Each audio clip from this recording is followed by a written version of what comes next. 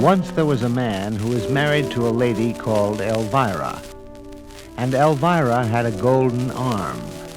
It was solid, shining gold. It ran from her shoulder right down to her fingers. Elvira was very proud of her golden arm, so proud that before she went to sleep at night, she would say to her husband, "If I happen to die, promise me you'll bury me with my golden arm." And he always said he would. Night after night she would ask him, and night after night he would promise.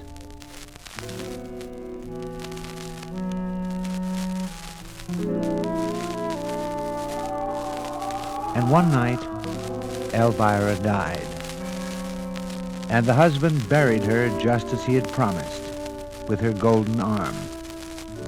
And life went on for the husband. He was lonely, naturally. He had his work on the farm, he had his friends, but things weren't the same. He couldn't seem to pay attention to his work, and things went from bad to worse. And little by little, he sold the farm animals, then the carts, then the barn. And lying in bed one night, he began to think about Elvira and her golden arm. He thought about what he could do with all that gold. And it seemed a shame that Elvira's arm was buried deep in the ground. And the more he thought, the more he had to have that arm. But he had promised Elvira, and yet he needed the gold in her golden arm.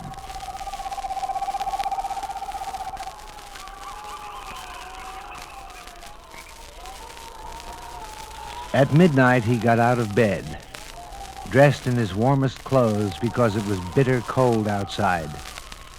He took his lantern and a shovel. There was no moon, and he walked in the black night to Elvira's grave, the lantern shining on the road in front of him, making shadows that half scared the man to death. And if he didn't want that golden arm so badly, he would have turned around and gone home, where it was safe and warm. He came to Elvira's grave.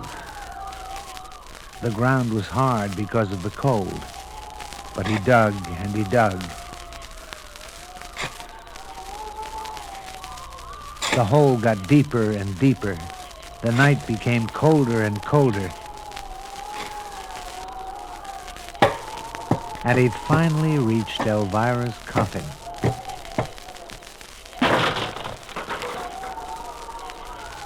He opened the coffin, reached in, and took the golden arm. He covered up the coffin and fixed the earth around the grave so that no one would know what had been done.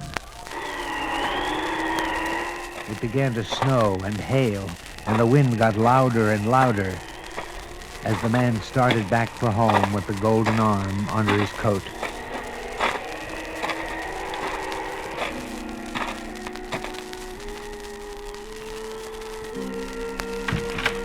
He lit a fire, warmed himself, and looked around for some place to hide the golden arm.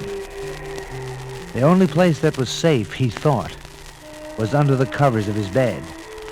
He jumped into bed and tried to keep warm, but the golden arm was cold, very cold, and the man shivered and shook. He tried to sleep, but somehow he couldn't. He tried to close his eyes, but he was afraid to keep them shut. He didn't know why. Maybe it was the wind that was keeping him awake, because it got louder and louder, and then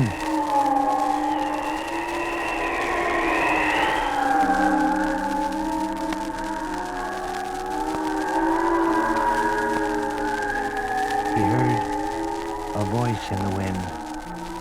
It was calling, "Where is my golden arm?" Imagination, the man thought. It had to be because it couldn't be anything else. But he pulled the covers over his head. He didn't want to hear the sound, or was it a voice? What was it saying? "Where is my golden arm?" He got out of bed to make sure. He looked out towards the road. He could hardly see it from his window. It was so dark out, but the wind carried a voice saying, "Where is my golden arm?" He went to the door to listen, to be sure, and he heard it. "Where is my golden arm?" And he looked into the cellar, and the voice called to him, "Where is my golden arm?"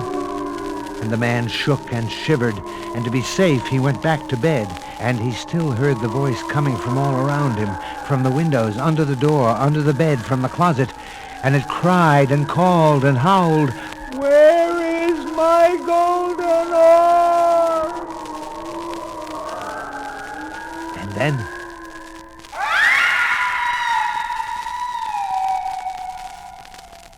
he saw it.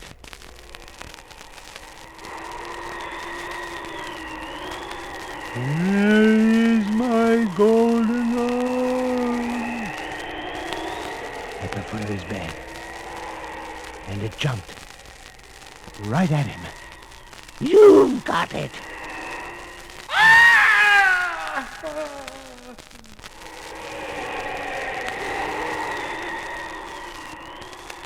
They say that whenever the wind howls late at night, that it's Elvira coming to find her golden arm. Do you have it?